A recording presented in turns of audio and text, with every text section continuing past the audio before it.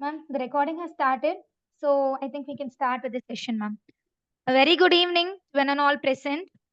It takes immense pleasure in welcoming you all for this wonderful workshop conducted by the University of Madras and Madras Commerce University Commerce Alumni Association in collaboration with Sri Shankarlal Sundarbai Sashun Jain College for Women. I feel honored in welcoming Dr. R. Shanti ma'am, Professor and Head, Department of Commerce, University of Madras, Dr. V. Kalaivani ma'am, former Principal, Chelamal Women's College. I would also like to extend a warm welcome to Dr. S. Batmavati ma'am, Principal, and Dr. S. Rukmani ma'am, Vice Principal from Sri Shankarlal Sundarbai Sashun Jain College. We would also like to extend a warm welcome to Dr. C.K. Deepa ma'am, Associate Professor and Head, PG and Research Department of Commerce, Sri Shankarlal Sundarbai Sashun Jain College, and Ms. Preeti Rose, full-time PhD scholar, University of Madras. Let me introduce the esteemed resource persons for the day. We have two speakers today in our midst. First is Dr. A.S. Nagalatha ma'am and Dr. Haridayal Sharma sir. Thank you both of you. It really feels honored to have you today among us. Yes. Dr. Haridayal Sharma is an esteemed assistant professor in the PG and Research Department of Commerce at DG Vaishnava College, Chennai. He holds a doctorate in commerce from Alagappa University, along with strong academic background comprising MCom, MPhil, MFM, MBA, and SET qualifications. With over 24 years of distinguished teaching and research experience at DG Vaishnav College, he has made a significant contributions to the field of commerce and academic development. He is a researcher who has published numerous publications in UGC recognized journals addressing the contemporary issues such as electronic vehicle adoption, marketing, consumer behavior, and digital transformation in commerce. He has also contributed chapters to edited volumes and has undertaken UGC funded research projects. His mentorship has been instrumental in successful completion of several MPhil dissertation and ongoing PhD research scholars. A frequent resource person, he has delivered expert sessions on research methodology, statistical analysis, literature reviews, and social science as well. He holds lifetime membership in professional bodies, including the Indian Commerce Association, Indian Economic Association, Indian Statistical Institute, Indian Accounting Association Research Foundation, Neuromarketing Science and Business Association, and the Indian Tourism and Hospitality Congress. Within his institution, he actively serves on various academic and administrative committees, including the Research Development Cell and ComTalk, the Commerce Department newsletter. His unwavering commitment to academic excellence continues to inspire students and scholars as well. Sir, we feel honored to have you today in our midst. Yes, Trace Nagalatha ma'am, I think this is the second session she's with us. She is currently serving as an assistant professor in the Department of Commerce at C.Kandasami Naidu College, Chennai.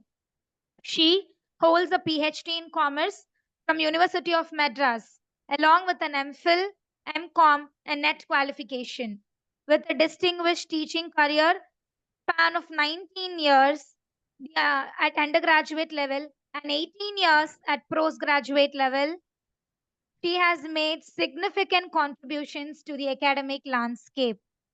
Dr. Nagalatha ma'am, as an accomplished researcher, having, having guided MPhil scholars in the completion since 2017, and she is currently supervising 6 PhD candidates since 2021, one of whom has submitted the thesis, while another has submitted the synopsis.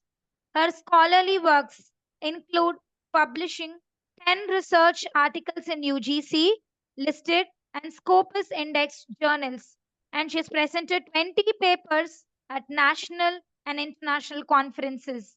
She has been recognized with multiple Best Paper Awards for her contributions in the field of research like tourism, corporate social responsibility, and women entrepreneurship, and so on. Beyond her teaching and research, Dr. Nagalatha ma'am has been an active resource person in various seminars and workshops on the topics of research methodology, business ethics, and other related areas. Ma'am, thank you so much. It feels honored in having both of you today in the session. Over to both of you, ma'am. Looking forward for the session today. And the topic for today's webinar is basic terminologies in research. I welcome all the research scholars, faculties from various colleges, and other UG and PG students for contributions. Hope to looking for an insightful session. Welcome both of you. Thank you, Deepa ma'am. Uh, it's a really immense pleasure to come back to the session again. I'm very happy for the session. Good evening, one and all.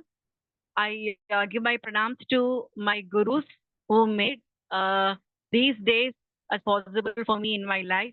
They shared blessings and they shared their knowledge to make this, to make myself to be a identical person in the society. I special thanks to my gurus, Dr. Anand, former retired Registrar University of Madras, my another guru, Dr. R. Shanti ma'am, Professor and Head Department of Commerce, who showered me with this great knowledge and given this opportunity for sharing our ideology in the case of research. As we go first, today's topic is about the basic terminology of research. So why we have to think about the basic terminologies of research? Unless and until you clear and have a clarity towards these key words, which will support you and guide you to make your research into a narrow perspective and not deviating from your regular collection of data, or maybe bringing the data analysis and giving the results for the research where you want to solve the unsolved problems. Okay, so this is the reason that why we have to look into this basic terminology where you will remember, you will understand, try to apply this in our perspective and evaluate it and bring the results and create a new models for the same. So with this, we'll start the first session. The first term here it goes on research. So as we see last two sessions, what is research? Is a systematic study investigating to discover the new knowledge or maybe expand our existing knowledge and find the solution for unsolved problems. So this is what we say as a research. Like some silly researches are really interesting. Like somebody have did research on hair coloring. So which brand of hair coloring is good? And who want to do hair coloring, whether a male or a female? So these sort of research will be little interesting, where the hair coloring has become as a trend in India. The same way, we say the research which has been keep on working for social perspective and in ethical nature, where it could contribute to the society well-being. So next term is about like research methodology. So it is a rational and justification of approach to the research problem through logical assumptions and bringing the result in a understandable way, in a logical layout. Okay, the streamlining of both. It is called as research methodology. How you collect and how you interpret your data into the simple context. So research method is a part of research methodology, where it speaks about the techniques and tools which is used to do this research and collect the data and interpret in a proper way. So with this, I invite Haridayal Sharma sir to give his input in research methodology and research methods with examples, sir. Am I audible, ma'am? Yes, sir. Yeah. Good evening, everyone.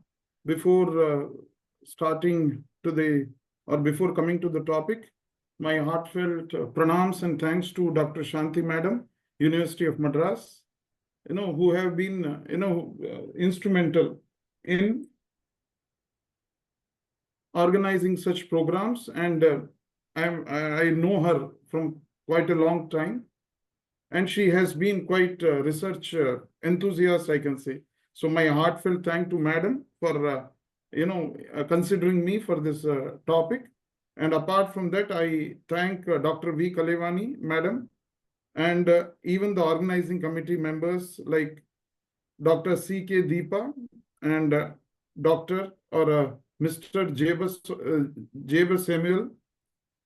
So first of all, kudos for thinking about this series of webinar, and I heard that it has been going on. This is one of the webinars in the series of webinars that you have been organizing over the past few months.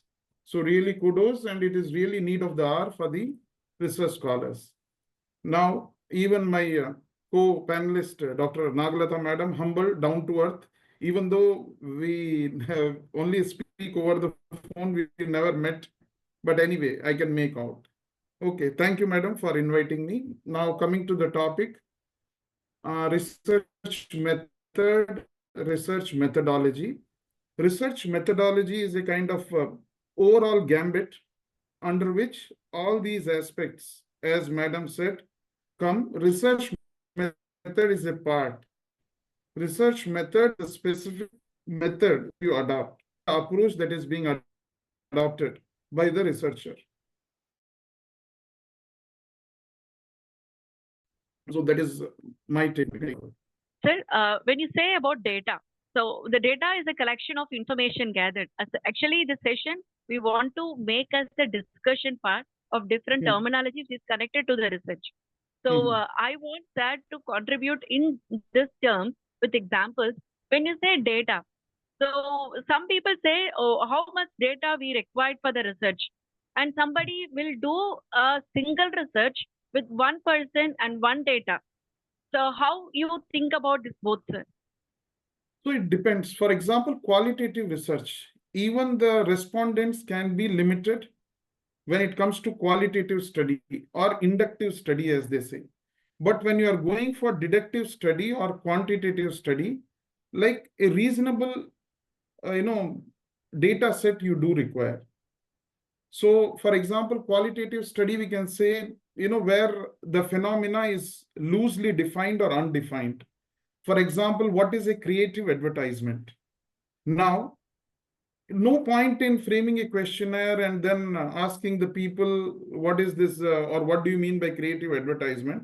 Rather, we can approach some ad makers, a group of 20 people, who are in the field of the art. And we can ask them, we can get their input. And based on that, we can frame a kind of loose definition about what is creative advertisement. So it depends. When it comes to qualitative thing, even a small sample size, even a limited data will show you the way. But when you have a substantial grip in the subject, then we can go and further move on describing it. So as they say, I hope in the previous sessions, they have done the types of research.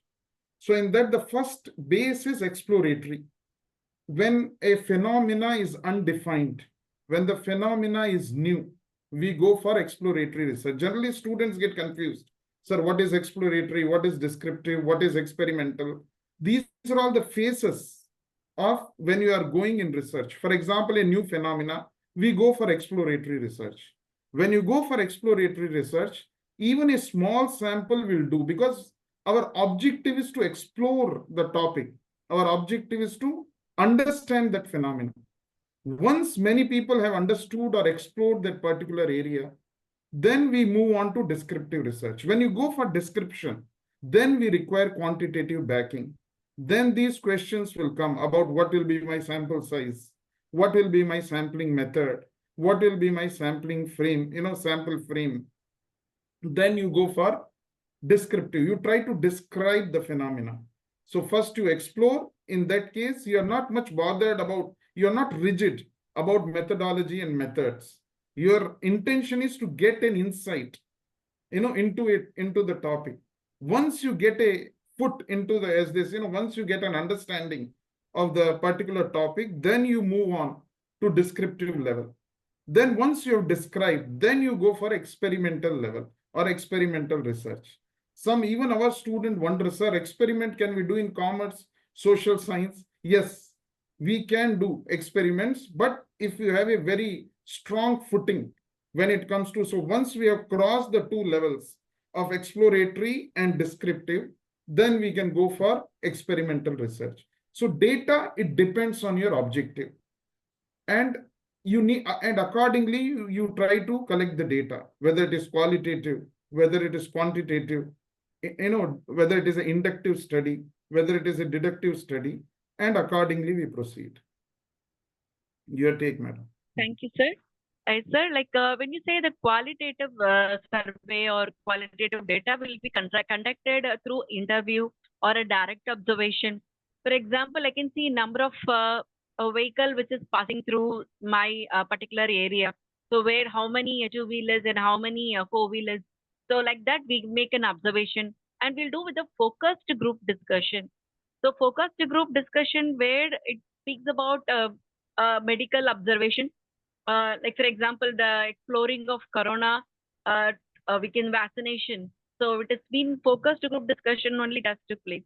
So this and all completely comes under qualitative data, isn't it, sir? Yeah, And it is also called as primary data. Yes, madam. Yeah.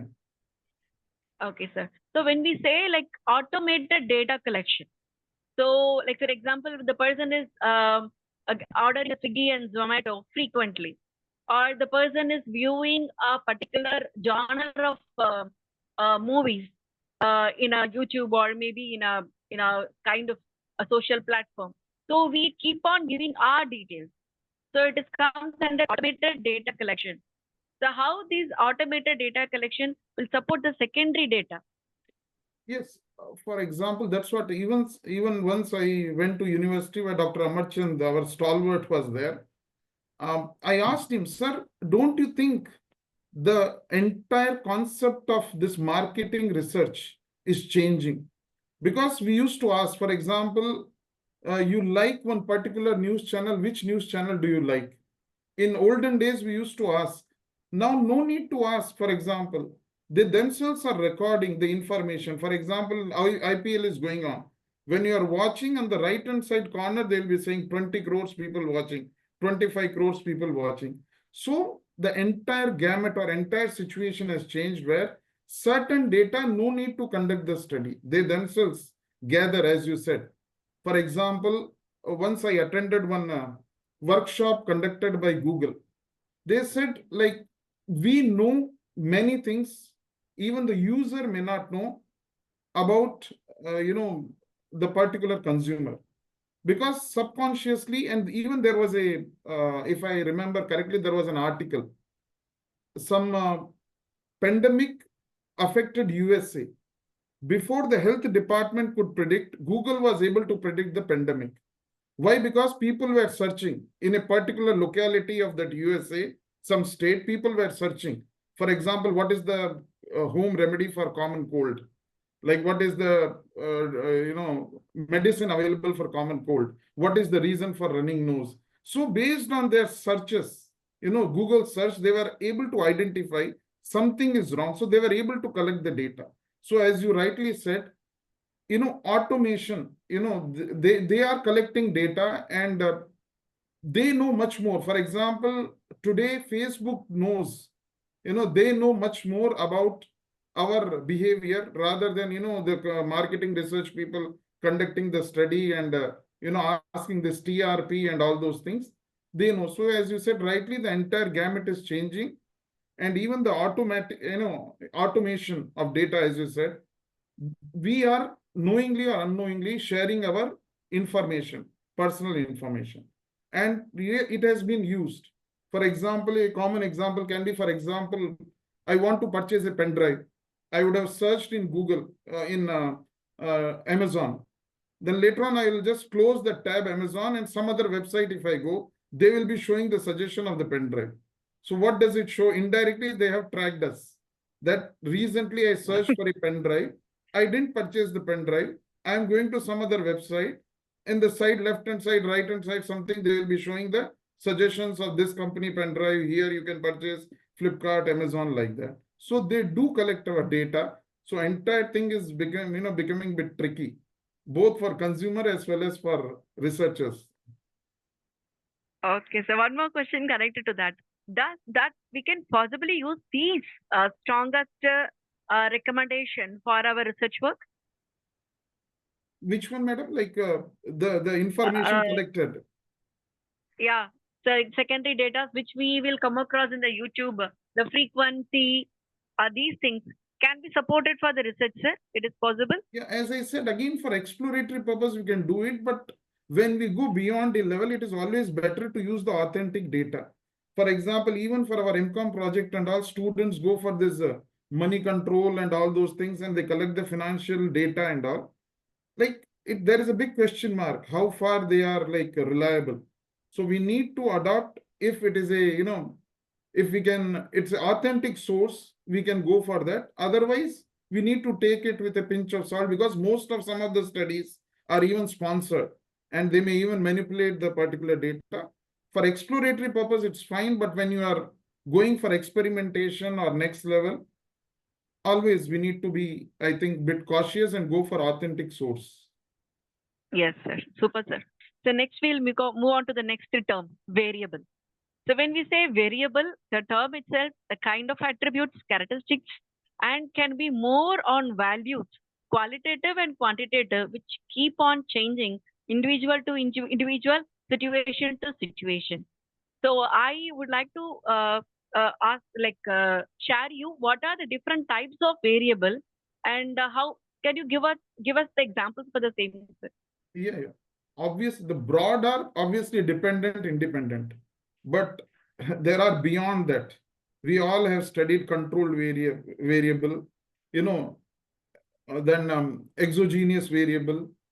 And of course, nowadays we have that mediator, moderator, all those things. So let us, at a beginning level, there is independent variable, there is a dependent variable. Independent variable that, moves the dependent variable, or that affects the dependent variable. Obviously, dependent variable that is being affected by some other variable, that is dependent variable. So it's a very simple definition, but if we go in depth, there are so many things. For example, controlled variable and even exogenous variable, there are certain things which are outside our purview. If I need to give a practical thing, for example, there is a relationship between fertilizer and agriculture output. We put fertilizer, we get a very good agricultural output. But there are certain other factors. If we overlook that, the relationship is not that simple. For example, the harvesting, a harvesting facility available, the quality of soil. So when you go into or studying the relationship, we need to check even the other variables. For example, IQ level and the marks. Generally, we think, or we say gender and the marks. Generally, people think girls are good in studies or boys are good. I'm not going into that controversy or anything. But there are beyond that certain things that act and react between this relationship between gender and marks. So when you go in depth further that, for example, IQ level or their economic background, like that, we further, get a new insight into this relationship. So to start with, maybe dependent and independent, but when we move further, there are other varieties of variables that needed to be done. They moderate as we go further. Nowadays, those models are there, mediating variable, moderating variable, all those things. So there are wide varieties of variables apart from this. For example, control variable, even there, when we do experimental research, even there are certain variables that we control. And then we try to affect the relationship between two variables. So, for example, we have studied those who are doing partial correlation. So this is absolutely nothing, but you are controlling one variable and trying to see the relationship between the two variables. So like that, when you move further, we get into this. Okay, sir. Just adding to your points, I'm just making into my understanding here. So when you say a independent variable which will be supporting the dependent variable, okay. So we can say like this, for example, how many hours you study. it is an independent variable. Based on that, your examination score comes. It is a dependent variable. So when you say like independent dependent is directly connected when the moderating variable, which will be moderating both activities and both variables with the support. For example, I can give you IQ of an individual, which is moderating the exam scores in spite of how many hours he spent for the study. And here, a mediator variable where which could connect the both independent variable and the dependent variable.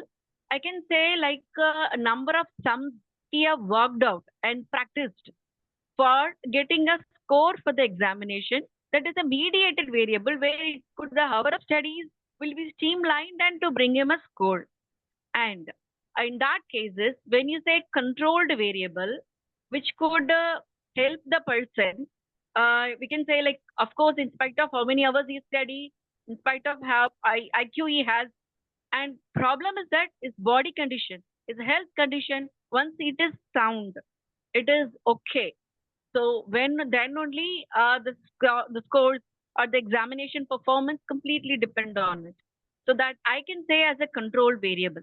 So this notes have been, I have taken this reference from Swan B. George, where he have given his note conceptual framework, how the independent, dependent, and moderate and control variable is interconnected. So with this, Wonderful. I'll go to the next one, sir. Okay. And we say, sir, what about demographic variable? Whether it could be considered as independent or dependent? Like generally, demographic will be independent only because, for example, whether you are male or female, it's an independent thing. And generally, demographic variable are used as a moderator. As we said, for example, the number of hours put and the marks scored, there might be gender that influence, that particular relationship. So mostly they are moderator. We cannot say for sure, but they are mostly moderator variable, and demographic variable, helps us to further understand the nuances. X and Y are related, but whether male or female, or for example, under which age group they come, that will give a totally different perspective. So in that way, I think as a moderator, they are more useful, demographic variables. Okay, sir. Thank you, sir. We'll go to the next. The very important thing, theory. Sir, in research, theory is very important, where it is a systematically interrelated concept, definitions, and proposition which could be helped to predict the phenomenon. So when you say theory, without theory, no research can be done. So is it true, sir? Yeah. Theory is the base. And any good paper will be accepted provided it has got a backing of some theory. Either we need to propose a new theory or we need to check the old theory already that has been done. Theory is like why. It is a why for the research. Why we are doing, why this is happening. Something has happened, you are showing X leads to Y leads to Z. Now why? What is the reason? See, it's not just a mathematical, trying to give the explanation to that particular thing is a theory, right? So yes, it is essential. Otherwise, it is just mere calculation. The research work will be just mere writing and calculation. If theory is like a soul for a research, you develop something, why it is happening. So you try to give explanation for some happening, that is theory. Either we develop a new theory, or we test the theory through research, or we add something to the existing theory. So something, we need to contribute to the theory. That is real, contribution to the body of language, body of, we say subject. That is the real contribution to the subject, body of knowledge. Yeah. Okay, so like the theory as normally say a set of hypotheses and logically consistent with whatever they coin into a variable, and it has been proposition. Finally, it shows some sort of approach. In this way, I can say there is Parasuram sir and Zitmal sir have contributed. It's called Sir Quality Theory.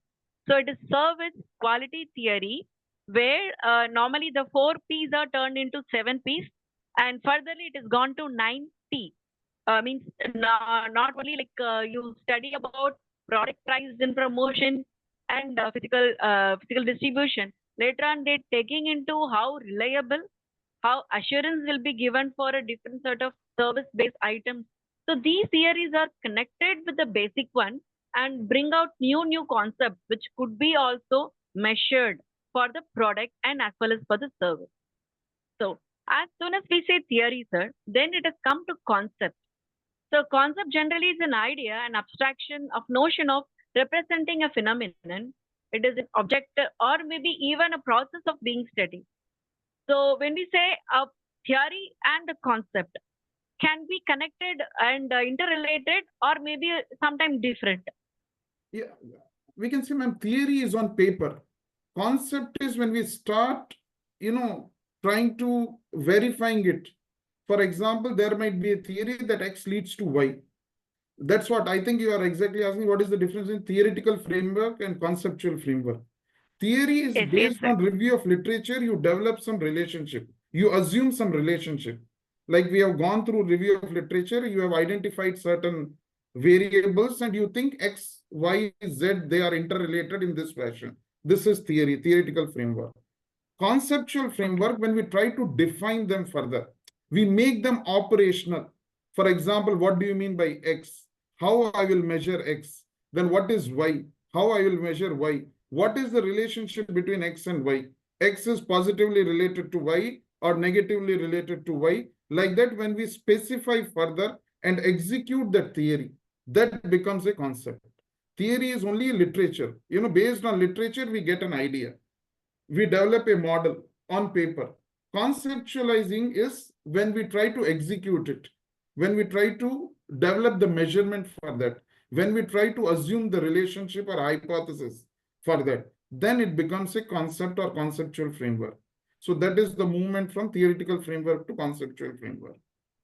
But both are interrelated, both are synonymously, both are used synonymously, and the people don't find much difference between the two.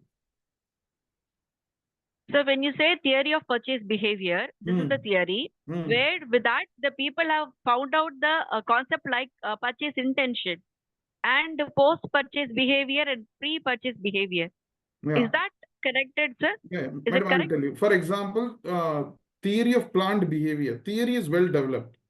Now, with respect to electric vehicle, will the theory work? Am I audible, ma'am? Yes, sir. Yes, sir. You are audible, sir. So, for example, theory of planned behavior is a well-established theory.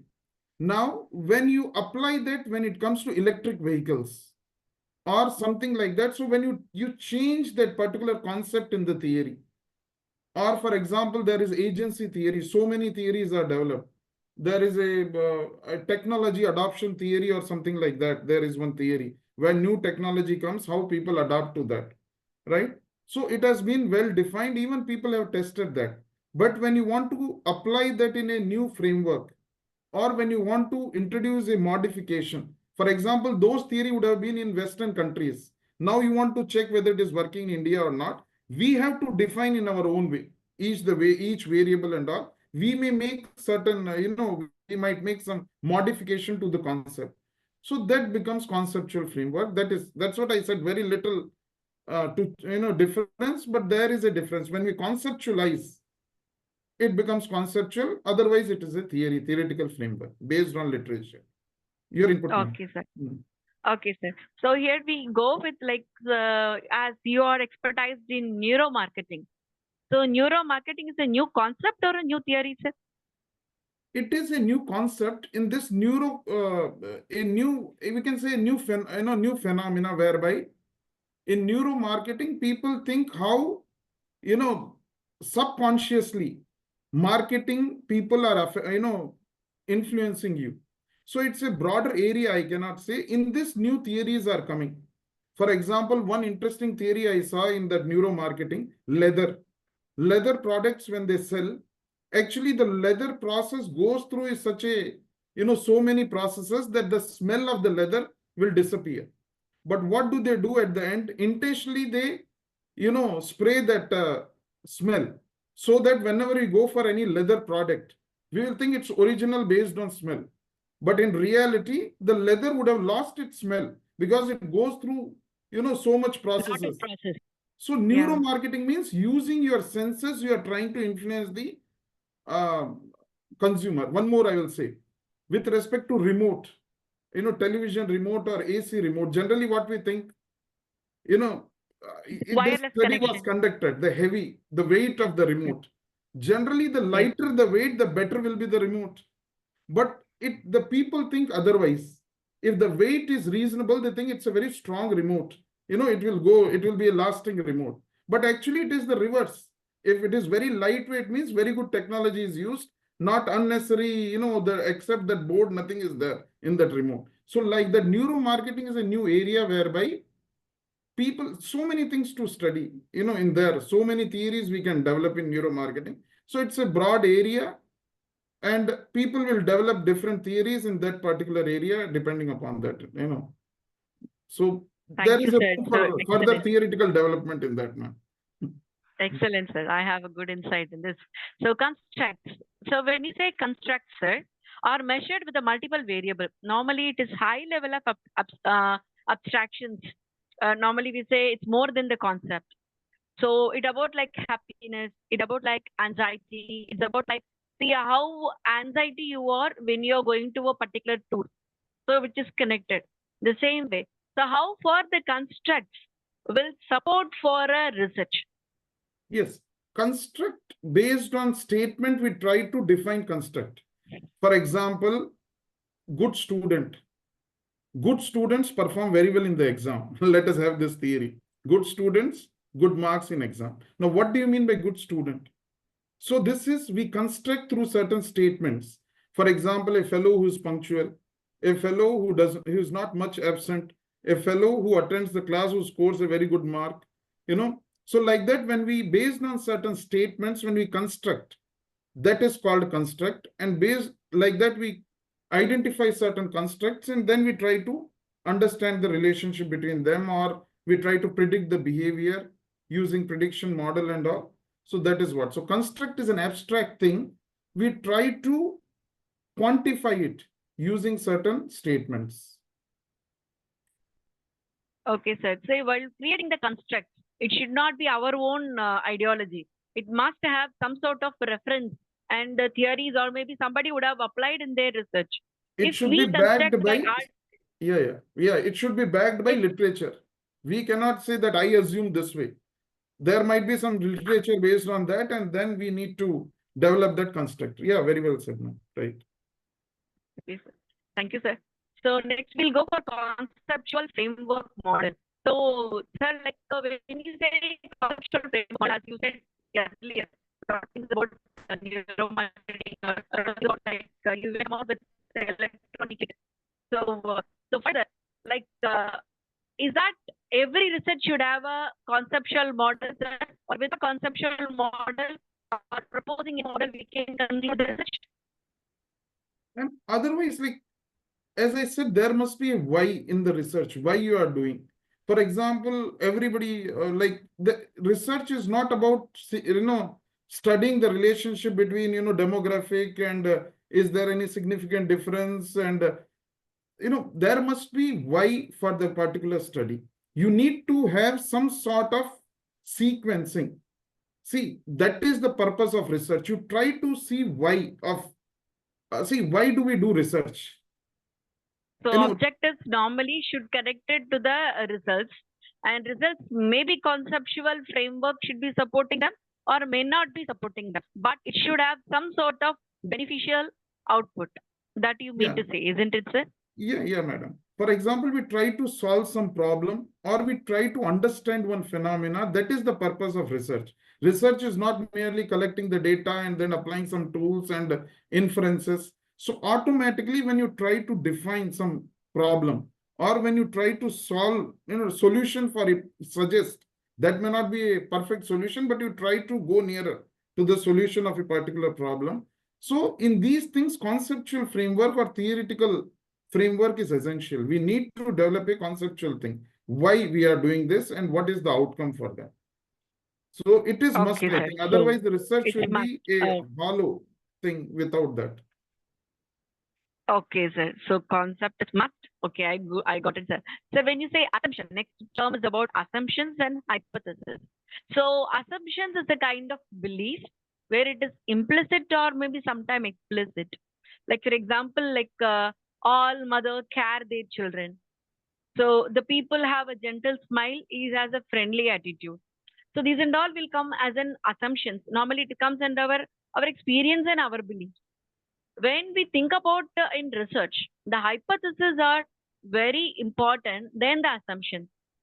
So if we can say it is completely explicit and we need to test the relationship between the two variable or more than two variable.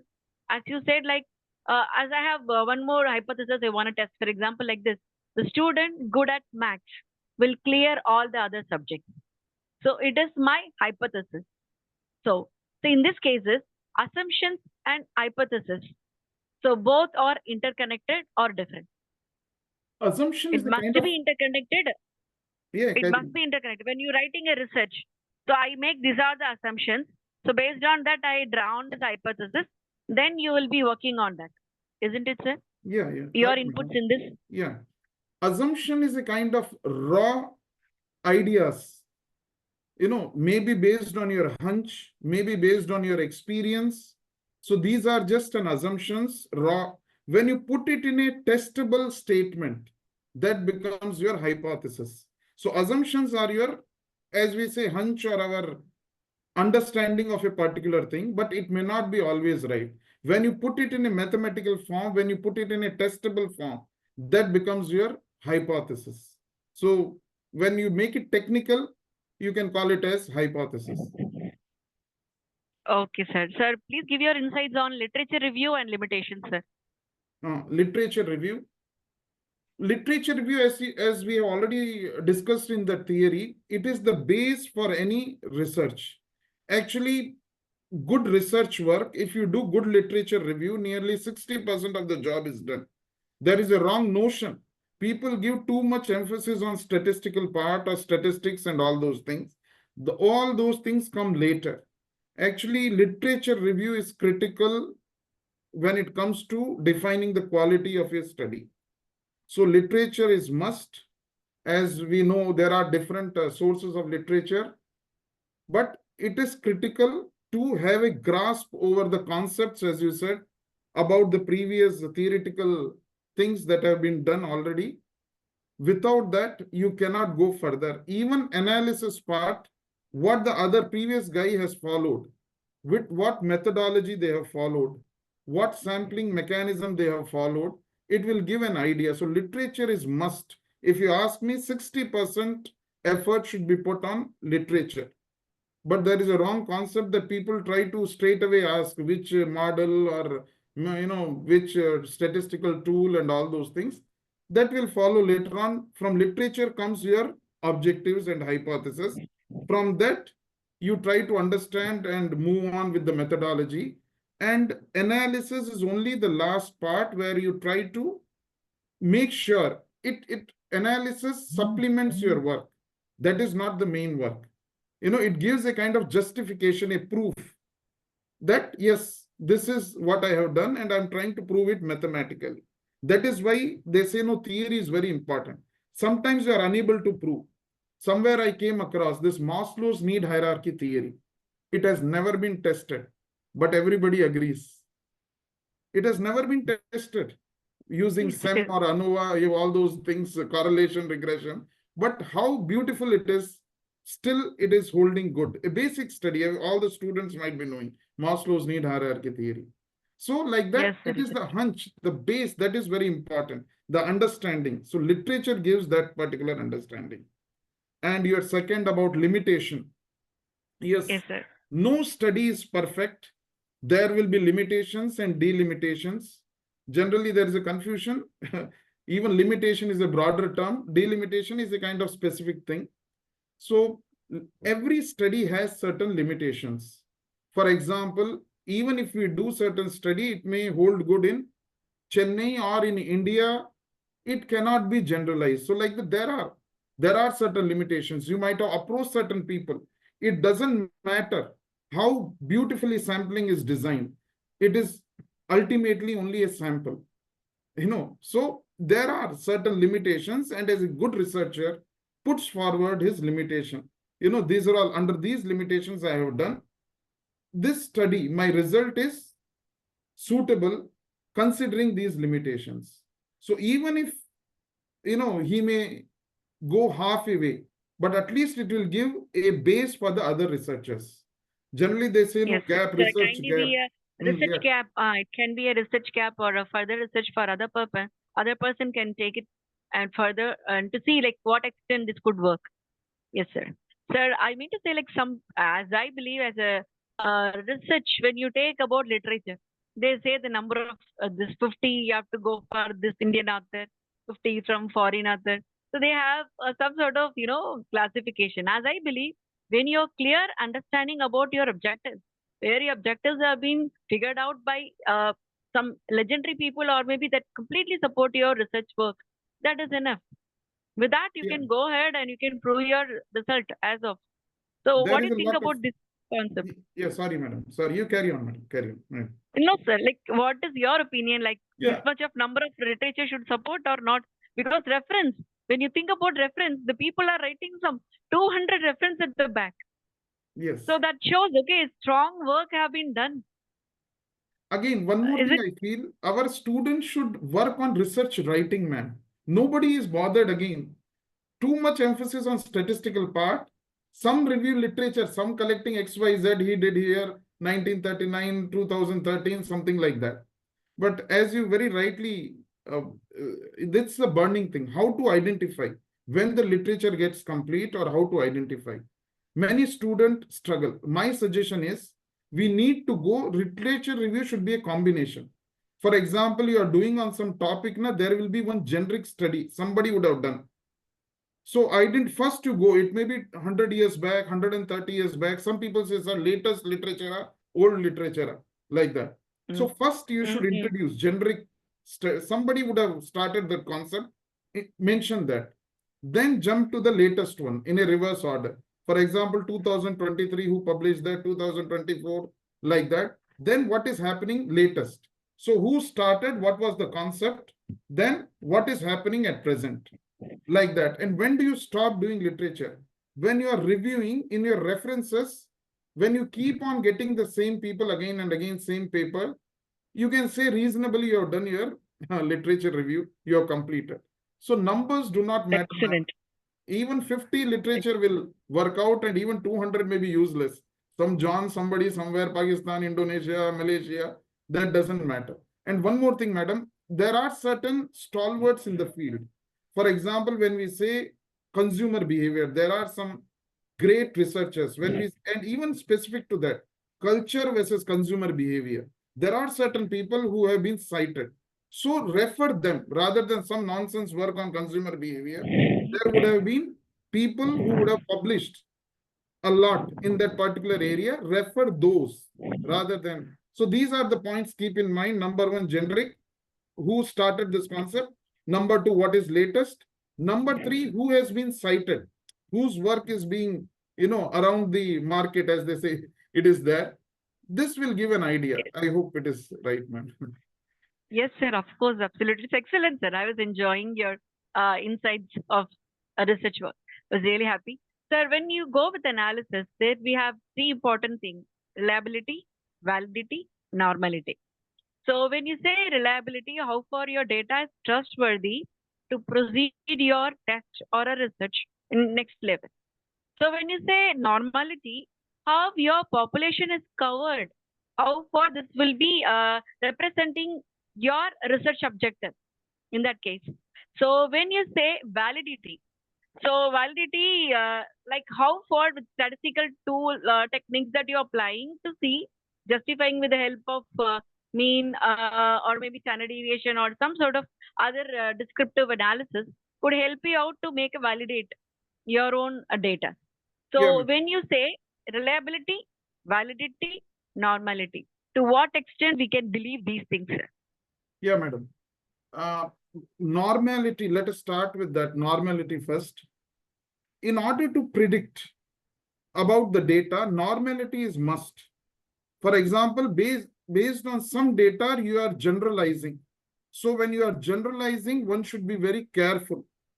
The data should be good enough in order to generalize that particular thing. So normality is critical whenever you are going for parametric tests. For example, regression, or you are going for some model and all, it is better to check the normality of the data. It should be normal. Otherwise, prediction is useless, generalization is useless, right? Then you can adopt other forms. I think t-test and all, there are other non-parametric tests that will give an idea. Again, I'm not brushing aside the non-parametric tests. They are wonderful tests, but it will give an indication, it will give an idea. When you want to prove, when you want to say something with authenticity, better to have normal data. There are different ways to check the normality. KS test and all those things are there. That is some other day we'll discuss about the quantitative part. Yes, sir. Now coming to reliability. Cunes and Curtises, these are the tests about normality. Yeah, even sometimes mean median mode will talk about that normality. If they are closer, it is normal. If there is a huge gap, east, west, somewhere it is going, it is even that histogram and all those things are there. Okay. Now coming to reliability. Reliability, we can say, is consistency of the response or consistency of the data. For example, a weighing machine is there. 5 weighing machines are there. Out of 5, first machine is consistently giving 2 kg more weight. Second machine consistently giving 5 kg more. Third machine perfectly giving the weight. Suppose there are 3 machines. All the 3 are reliable because they are consistent. First machine, if you put 10 kg, it will show 12 kg. Second machine, if you put 10 kg, it will show 15 kg. If you put 15 kg, it will show 20 kg. So consistently, they are wrong. So reliability talks about consistency. But validity is beyond that. It is not just about consistency. It also talks about whether we are measuring what we intend to measure. So validity is next level. So normality, as you said very well, we need to check. Reliability is consistency. But a measure can be consistently wrong. So we cannot say just based on consistency, something is wonderful. Next, as you said, validity. Validity is, are we able to measure what we intend to measure in the right way? So validity is ultimate, reliability is halfway through, not the perfect one. Your take. So last we'll end up with this, sir. We'll end up with the last 2 concepts. Like we'll worried about like the population. So when we go for the population, when it is huge, different types of samplings have been adopted when you take the representatives from the population. So sometime it has been probability and sometime it will be a non-probability category. So that's the research which will go to non-probability always as a sampling have a weaker discussion. Normally there is the saying about this, when you go for a non-probability sample size, it will be rethinkable. We have to revisit. So is that true, sir? Generally, we say probability is the best, but we cannot rule out non-probability sampling. If you see most of the social science research, if non-probability sampling is there, we cannot do the social science research at all. And sometimes, it is impossible to do. For example, one topic I will tell you, consumer satisfaction of Maruti owners, Maruti cars owners. Now, how to find the respondent in a probabilistic manner? Almost impossible. Every other person will be having Maruti. And, so sometimes you need to go for non-probability methods also sometimes. For example, influence of alcohol on an individual. Now you cannot go and ask a person who is under the influence of alcohol to fill a questionnaire, right? So sometimes you need to ask judgment. For example, we can say the better half you can ask, like what is the problem because of, this addiction, alcohol addiction, or you can ask their kids. So it is not always you go for probability. For example, judgment sampling. It's a non-probability sampling. where an expert will be there. Better you, for example, it happened, madam, one of our known people, that dyslexia you might have heard, Yes, sir. a child was not doing well. Now we cannot give the questionnaire to such students and ask them to fill and those things. You ask the teacher, especially primary teachers, they are the best to judge what is wrong with the kid. Really, I felt that way. So judgment sampling will be wonderful. So rather than asking the kid or evaluating his behavior, ask the teacher. Ask the family member about the impact of alcohol. So sometimes even non-stress, for example, rather than asking the fellow who is under stress, you can have a meeting arranged with the psychiatrist. He will be able to judge what's the problem or what is the reason for the stress.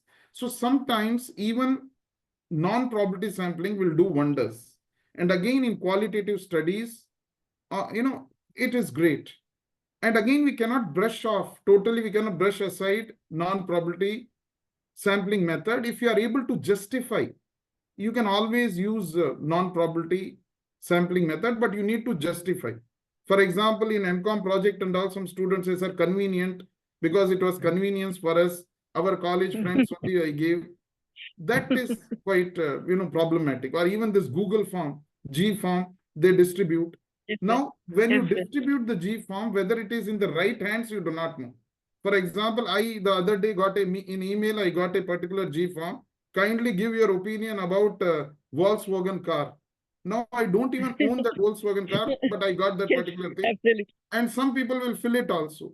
So you need to justify if you are adopting the non-probability sampling. Yeah. Yes, sir. It was a wonderful session. I was really enjoyed with the new method of approach of research. Deepa madam, I'm really thankful for the organizer and my madam for making this wonderful insight sharing of research. And I thank every one of you for taking part in this. Thank you, sir. I really enjoyed. As you said, I've not personally met you, but I was really enjoying this conversation and Same the here, sharing of. ma'am. Same here. Wonderful, wonderful interacting with you, madam. Thank you, sir. Sir, good Thank you evening. very much.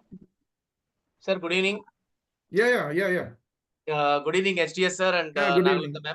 ma'am. Yes, sir. It was a nice articulation of the basic terminologies of research. I will also like to add two more things. Probably I would like to get the explanation from HDS sir, because I know he is the right man to speak about it. One, there was a good articulation about what is a theory and what is a concept. I will also wanted to know, for the benefit of the PhD scholars, what is a model? Because we today focus more on the structural equation modeling. Without knowing what is a model, we do some kind of thing. So what is a model and how does it differ? That's my question number one. And my question number two is, Sir was speaking about the reliability. When we speak about reliability, we all know only about the Cronbach alpha, which speaks about the internal consistency. There are different reliability. Probably I think Sir can, because I have discussed with him, for the benefit of scholars, I would like to get a good insight from HDS sir. Sir, over to you, sir. Thank you, Dr. Vijay Narayan. Actually, Yes, Vijay Narayan, sir. we do discuss whenever we are free in our staff room. We'll keep on discussing about that. So anyway, so coming to the question regarding that theory, as I said, it's based on literature. You develop some idea that X may lead to Y may lead to Z. This is theory. Conceptual thing is when you try to define those individual concepts, that may be called as conceptual, but very little difference between the two, theoretical and conceptual framework. Model is nothing but a graphical representation. For example, when we put it on paper, X may lead to Y, you develop a kind of model. So that is my understanding. That's a kind of thing. But again, word of caution, we always discuss, very difficult to introduce a model, because X may lead to Y itself is a question mark. Your sampling, your analysis, so many things you need to answer. X will lead to Y, Y will lead to Z, and Z may lead to something else. Yeah, it's, very difficult. Unless otherwise you do it, give your, you are 100% sure, very difficult. So it has become a fashion. 10 variable will be there, they are interacting, and then it may lead to something else. So very difficult to develop a model. So I hope I'm clear, VN, regarding theory, concept, and model. Model is just a graphical, I think, representation. Yes, sir. It's an empirical verification. Yes, sir. Yeah. Now coming to the other question regarding that reliability test. Yes, generally, again, it's a fashionable thing. Cronbach alpha, beyond 8, wonderful, reliable, but consistently, it may be reliable, consistent, but maybe consistently measuring something wrong. So there are other forms also, as Dr. VN said, split half, where you divide, and there are different, over a period of time, again, you give it to the same people, how do they respond? So there are different ways of testing the reliability. The most easiest now, because the Cronbach alpha, they adopt that particular method. But actually, depending upon the study, depending upon the rigor you want to adopt, you can go for other methods also. As VN said, split half method, or even period gap beyond a particular period. Again, you give the questionnaire to the same people, and let's see, you shift, change, same statement you can give in another form. How do they respond? For example, you like certain thing, so you'll say, I like this very much. Again, the same thing in a different statement form you can say, and let's see whether they are responding, whether they have understood it properly or not, or simply they are giving strongly agree, disagree, like that. So there are different methods we can adopt depending upon the constraints we have. Thank you, ma'am. I hope we and I have satisfied. Yes, sir. Thank you so much, because Cronbach only checks the internal consistency, because you also have a lot of methods like HDSR was saying, across time, across researchers, across places, there are plenty of reliability tests, but we focus only on this one value called Cronbach alpha, and we know only the value of it, but we do not know why do we use it. That is only for the variables that we consider for the study. Thank you so much, sir. Expecting a lot more from the other sessions, sir. Thank you, ma'am. Yes. My pleasure. Thank you very much, sir. Haridayal Yeah, sir. Miss- Yeah, yes. you gave a I lot want of to say one insight. more word to my brother, Dr. Vijayanarayanan sir. He only made me this to be, scheduled. The schedule which he have prepared to us, and asked us to work on it and come out with your own idea. So he is the mastermind of this complete webinar, as I believe. And I thank him for every end of the session. He'll give me the input like how this has happened, and I really thank him for everything that he supports in terms of every research work I do. Thank you, sir. Thank you, ma'am. But the actual mastermind is Dr. Shanti, ma'am, of University of Madras. I do No, agree. no, no, Yes, no, my no, guru. I'm not in any My guru. picture. See, it is all because of the insights. The resource person, you are ready to contribute. And today's session is wonderful, I should say. You gave a very, a lot of insights in a very simple form, very simplified form. Even for who is not aware of research also may be able to do it. And thank you all the three persons, Sharma sir, and then Nagalatha, and then Vijay Narayana sir, for making it. See you soon. Thank you, Thank you, ma'am. My Thank pleasure. you, ma'am. Ma'am, can we proceed with the vote of thanks, ma'am? Yeah. Yes, ma'am. Yes, ma'am. So thank you, sir, and thank you, ma'am. It is really an interactive session. I think completely a different webinar perspective you've given us today. Now I request Ms. Kavya R, full-time PhD scholar from Sri Shankarlal Sundarbai Sashan Jain College, to deliver the vote of thanks for the session. Am I audible? Yes, Kavya, you're audible. Yeah. So, gratitude makes sense of our past, brings peace for today, and creates a vision for tomorrow. A very good evening to one and all present here. As we come to the end of this insightful webinar, I would like to take a moment to express my heartfelt gratitude to our esteemed program directors, Dr. R. Shanti ma'am, Professor and Head Department of Commerce, UNOM, and Dr. V. Kalaivani ma'am, former Principal, Chelamal Women's College. My sincere thanks also go to the management of Sri Shankarlal Sundarbai Shashun Jain College for Women, our respected principal Dr. S. Padmavati ma'am, Vice Principal Dr. S. Rukmani ma'am, and the organizing committee Dr. C.K. Deepa ma'am, Associate Professor and Head PG and Research Department of Commerce, and Preeti Rose ma'am, PhD Full-Time Research Scholar, Department of Commerce, UNOM. A special word of thanks to our speakers, Dr. Haridayal Sharma sir and Dr. A.S. Nagalatha ma'am, for engaging us with such a rich and thought-provoking question and answer session. Your insights into the basic terminologies of research have truly deepened our understanding, and we are leaving the session with greater clarity and knowledge. Thank you both for your valuable time and wisdom. I would also like to thank all the faculty members and research scholars from various institutions who joined us and actively participated in today's webinar. Before we conclude, the feedback link will be posted in the chat box. We kindly request all participants to fill it out in order to receive their certificates. Thank you all once again and have a wonderful evening. Thank you. Thank you, Kavya. Thank you, ma'am. And thank you all for your participation. Thank you, ma'am. Yes, ma'am.